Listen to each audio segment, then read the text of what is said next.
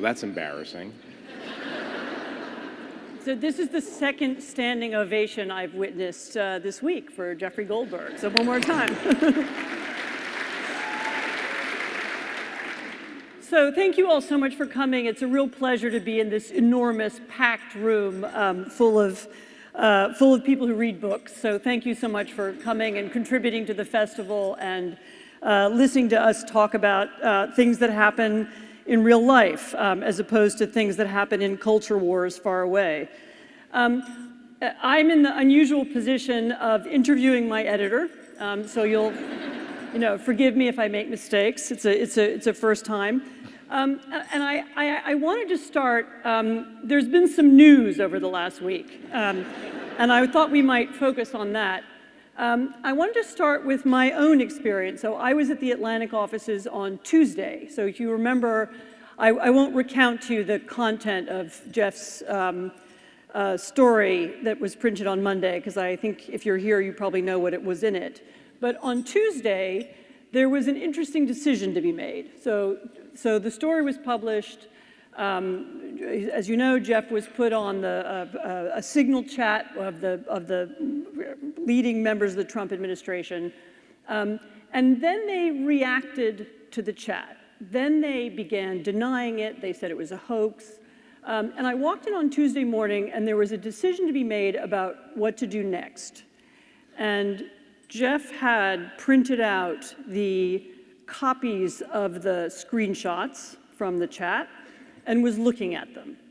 And what were you thinking? Let's just go off the record for a minute. Just between us. Well, I was thinking,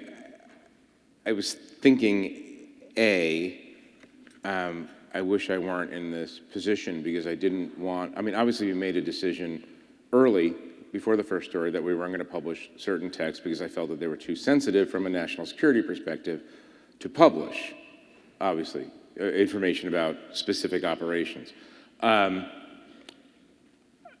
So I felt like I was being put into a kind of a box, but I didn't want to be put into a box, so I felt like we had to get out of it, and the way we got out of it is to say to ourselves, well, if the Trump administration is going to say that, there were so many different lines of attack at once.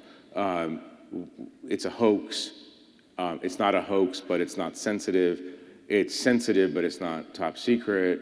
Jeff Goldberg is a scumbag. That was one of their main arguments. Actually, the word scumbag. Yeah, that was one of their main arguments. Or sleazebag. Sleazebag? I want to be accurate. Sleazebag. And, calling me names, obviously calling the Atlantic. Donald Trump has been running that play, The Atlantic, as a failing. He's been saying The Atlantic is a failing magazine for about 8 years now. We were half the size when he started. So sometimes I joke that he's like our circulation director in a kind of way. It's not, that's been a weird help. So if they hadn't done all those things, I wouldn't have had to decide to publish, but we were faced with this dilemma. I'm not going to be called a liar. I'm certainly not going to have my magazine be called a liar. And more to the point, it's a serious thing. You guys made a mistake. It's a serious mistake. It's a serious breach in national security. They had an opportunity to just accept that they made a mistake, tell us how they're going to fix the mistake, and then move on, but they instead went on this weird kind of attacking the messenger, which is part of the playbook. And so what we did was we started reaching out to all of the agents. This is once Donald Trump said there was nothing serious in the material. We reached out to all the different agencies, CIA, DNI, NSC, and so on, and said, look, Trump says this, Tulsi Gabbard says that, but we want to know, just because we're belt and suspenders, right? Is there anything you actually think shouldn't be put out into the public eye, because the last thing that we want to do is put American service people in harm's way. Like, that's just I mean, other people in journalism have a debate about this kind of thing. No, it's a serious debate. I'm not gonna do that. Like, that's not gonna happen. And so what happened, we got some feedback. Some people ignored us. We finally got a sort of anodyne statement from the White House. Like, it's not secret, but don't publish it anyway, was the request, which didn't really hold a lot of water. The CIA actually did ask us to withhold a specific piece of information, which we did. They explained why, and it seemed like a good explanation. And so, you know, they essentially goaded us into publishing the full transcript, and so we did, because we didn't have a choice at that point. And so that was the decision. We put that out, was it yesterday, I guess? It was just yesterday. Feels like a lot longer ago than that. It feels like a little bit longer, but it was yesterday. And you know, it's funny because you get to, when you're in journalism, you get to, we love talking in kind of highfalutin, idealistic terms about what we do, and you know, and this is an opportunity to actually say to ourselves, what is in the best interest of our readers, of the people of the United States? They should see the whole truth, and then they should make up their own minds about whether this is a serious breach of national security or not. Our goal is to, like all good journalists or people who are trying to be good journalists, to hold powerful people to account. And so if they're going to tell the American people that this isn't important and we feel it's important, we're going to let the people decide, and that's what we did.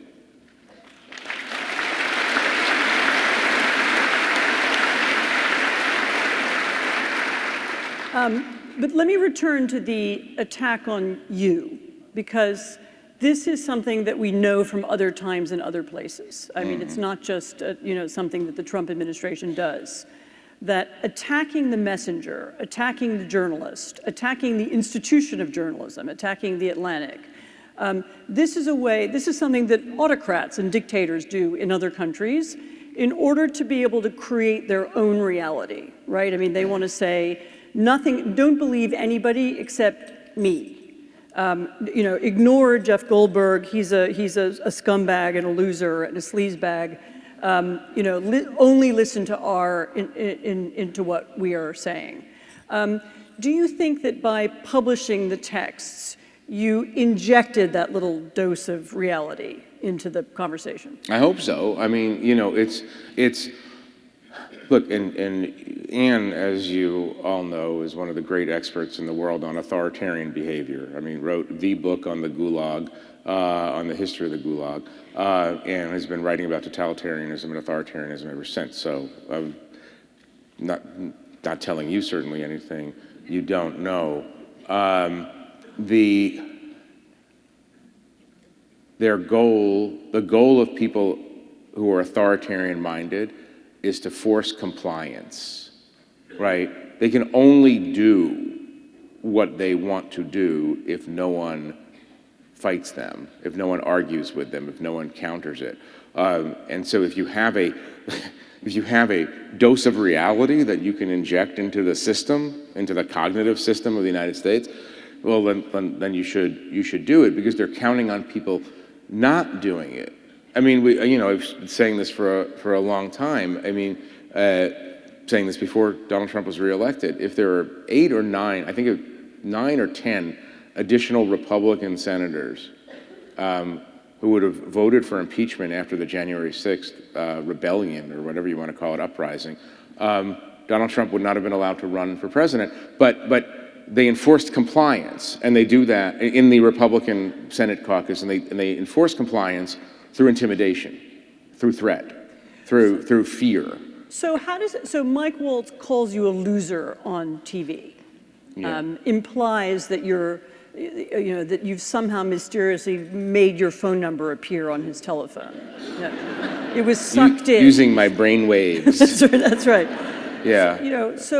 So how does that work in your brain? So you're accused of these very bad things. Yeah. And And Well, you're meant to be intimidated, and you're meant to say, you're right, Your Honor, we won't publish anything.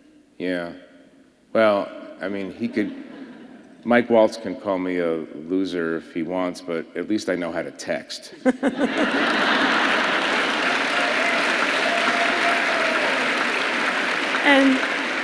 And did you break into his phone?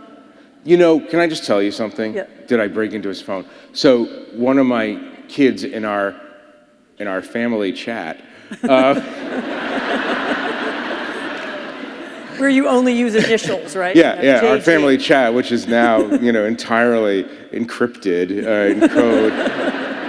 I mean, most of our family chat consists of, does anyone have the Hulu password? I mean, that's basically the family chat, right? In our family chat, one of my kids, the day before last, said, the most amazing thing about this story is that Daddy has learned how to take a screenshot.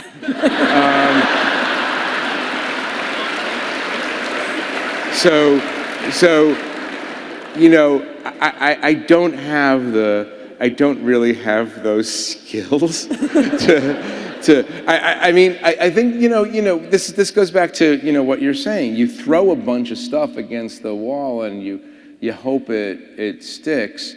So instead of, this is what I don't understand, and anybody who's in a leadership position in any organization knows this, it's when you make a mistake and you're called out on it and it's a mistake. You have choices. You can own the mistake.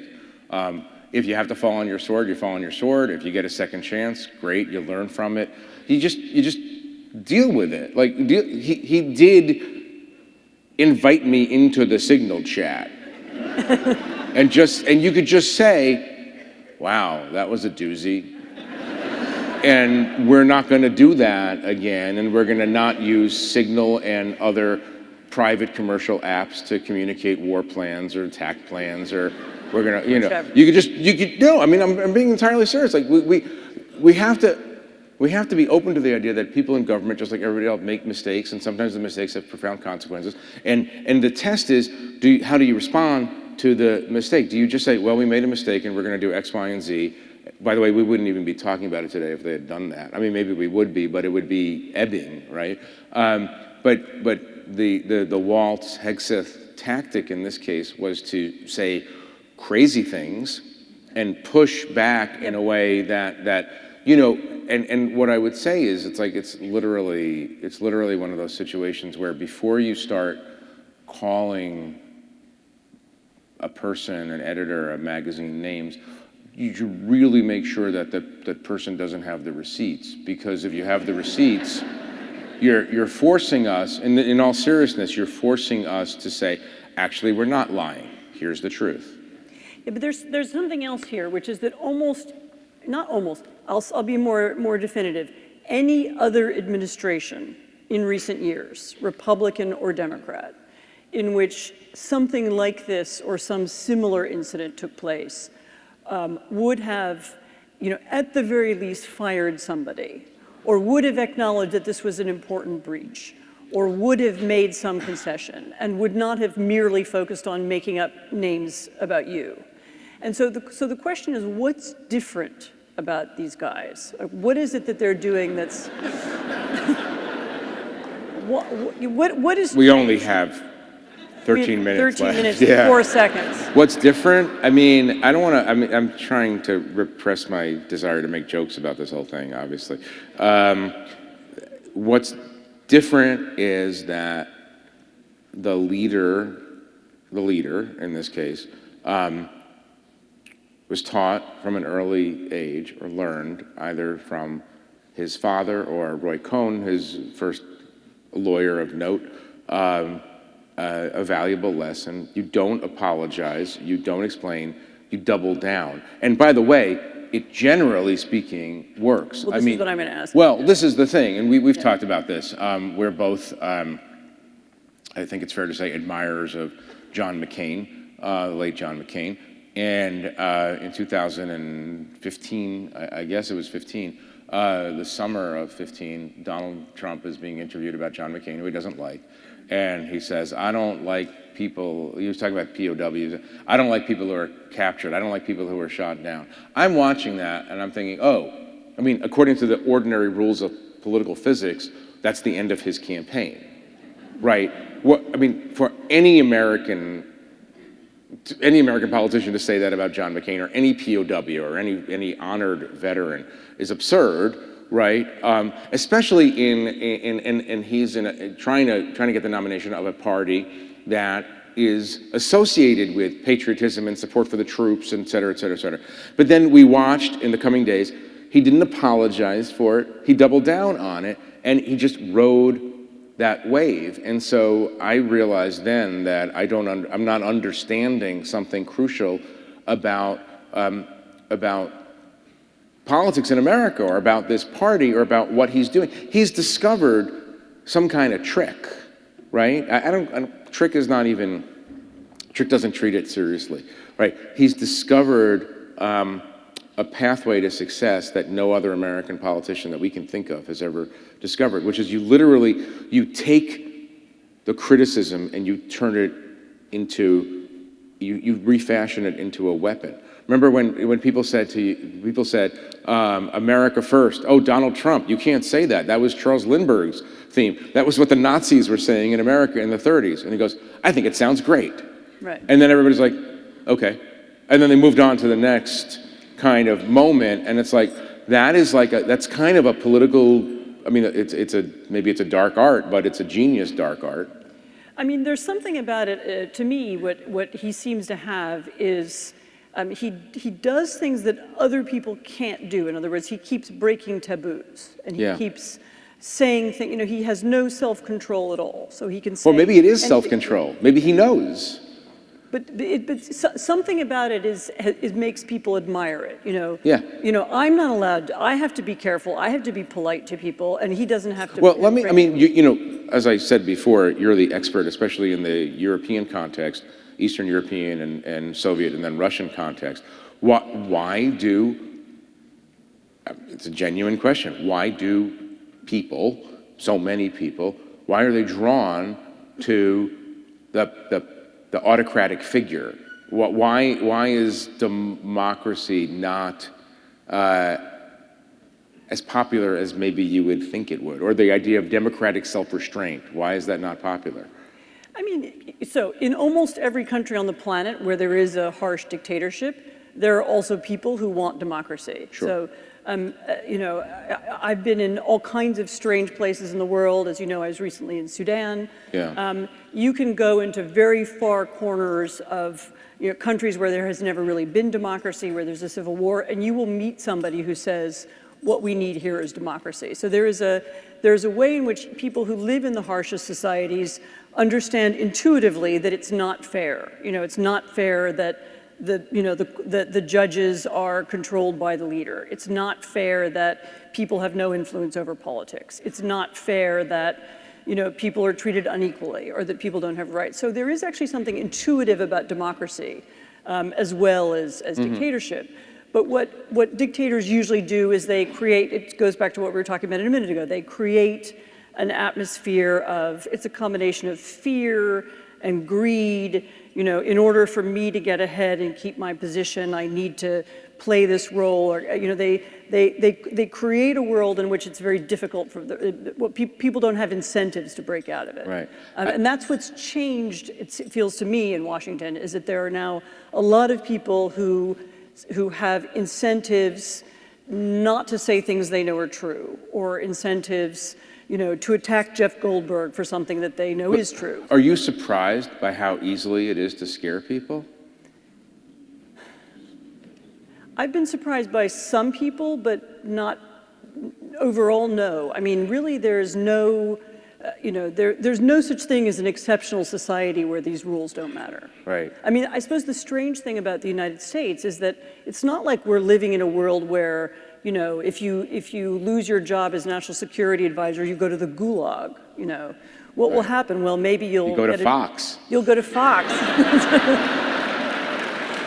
or you'll teach at the Kennedy School, or I don't know. Yeah, You'll be at a think tank. So So the pressure that's being put about on people is pressure to do with careers and status. It's not there's no violence. Yeah, and by the way, I should say, Mike Waltz, who says he doesn't know me, I have found to be an interesting guy. You've probably encountered him as well, and he is in the camp. I mean, one of the interesting things that's not being discussed as much is that in that long discourse, there are definitely sides there are definitely teams within the Trump administration. J.D. Vance is definitely more of a kind of a soft isolationist, and Mike Waltz is more of, in the old kind of like conservative muscular interventionist kind of model, internationalist almost, and but you also could see patriot. He uses patriotic language. And he uses patriotic language, and I'm sure he's not comfortable with our what would you call it, pivot to Russia. I'm sure he's not comfortable with that, but this is just as an aside. It's interesting how people like that. I mean, you and I both have a lot of experience in the past with Lindsey Graham, and I have him in my mind as kind of the ultimate shape-shifting political character, because when I knew Lindsey Graham well, it was when he was Sancho Panza to John McCain's Don Quixote, right? And he was like 100% lockstep with John McCain. And he knew that John McCain couldn't stand Donald Trump and everything that he stood for, both from a political perspective and from a character perspective. But now he's all in, and you've written about that. And so, I mean, that is maybe one of the great operative examples of, like, how does that, I mean, I guess the question is how does that happen? Well, usually there are different paths. I mean, people tell themselves various stories. If I'm on the inside, I'll be influential. Or if I don't do this job, then somebody else will. Or, my mother-in-law is ill and my wife is worried about our mortgage and I can't afford to lose this job right now. I mean, there's a sort of range of excuses. Right. And that's the legitimate fears. There are some legitimate fears. If you're in a really repressive society, then if I don't do this, I'll go to jail. And that's the thing that we don't have here. And that's well, I was thinking about Mike Waltz. I mean, you maybe. No, I'm not. Well, let's leave that aside for the moment. Sorry. No. But by the way, this is one of the things about this general moment in America. You have to be, if you want to stand for reality, you have, and there are people who don't want you to do that. You have to be prepared to suffer the consequences of that. You really do.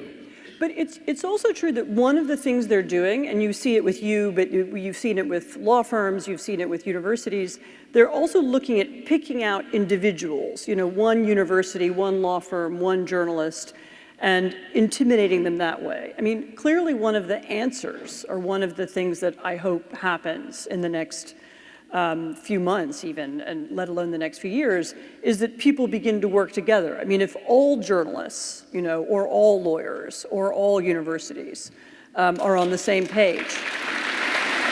Right. But the problem, no, it's a good. Then it's much harder to pick them off one by one. It's a good point, but what we've seen from some reporting this week on the law firm issue, you had Paul Weiss, the big law firm, being attacked by the Trump administration. And according to some of the reporting, at least, officials from Paul Weiss went to other big firms and said, hey, would you stand with us? And what was going on was that these other firms were trying to raid Paul Weiss for their best lawyers and their clients. I mean, it was not solidarity forever. No, and it's very short-sighted, because then down the road, they'll be next. Yeah. And it's a. I suppose they're not used to thinking along those lines. Well, that's kind of the ultimate question, is what do people and this is not a partisan question, because there's not at all. There are plenty of Democrats and Republicans and everybody who are concerned about this, but we're not used to this. No. We're just not used to this. I mean, if we lived in Poland or Russia or across most of the world, actually, we would have experienced things like this. But what do people and institutions have to do to expand their thinking, or to not have a failure of imagination about what might be coming.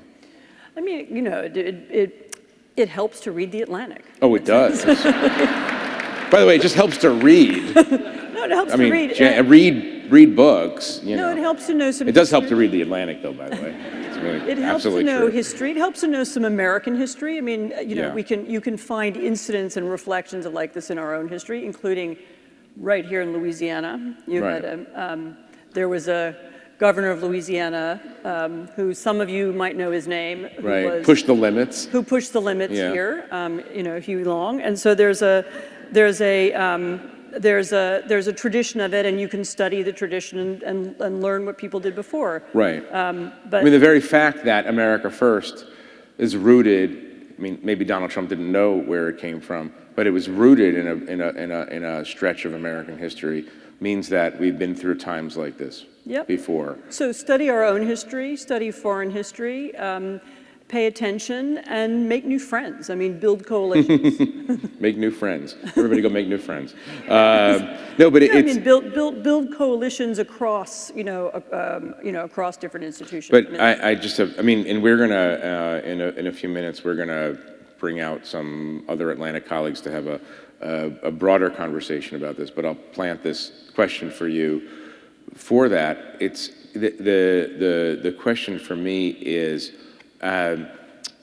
why people are still surprised when this administration does things that other administrations haven't done before. Because if there's one thing you could say about Donald Trump, he tells you what's on his mind, and he tells you what he's going to do.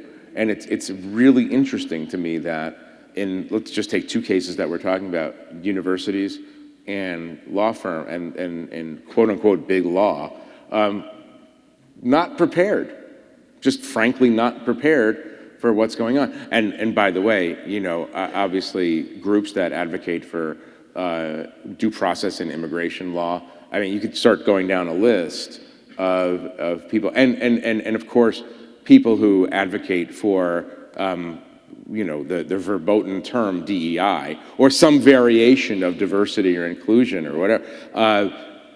People are surprised. The question is, why the surprise at this point? I'm going to stop there. Oh yeah, we're going to stop. We're going to take a 15-second break, and we're going to bring on some more of our colleagues. Right, with chairs. They're going to get chairs. And they're going to get chairs. Yeah. And they'll have even better answers. So we'll come back in 1 minute. 1 minute. All right, we'll be back. We'll be back.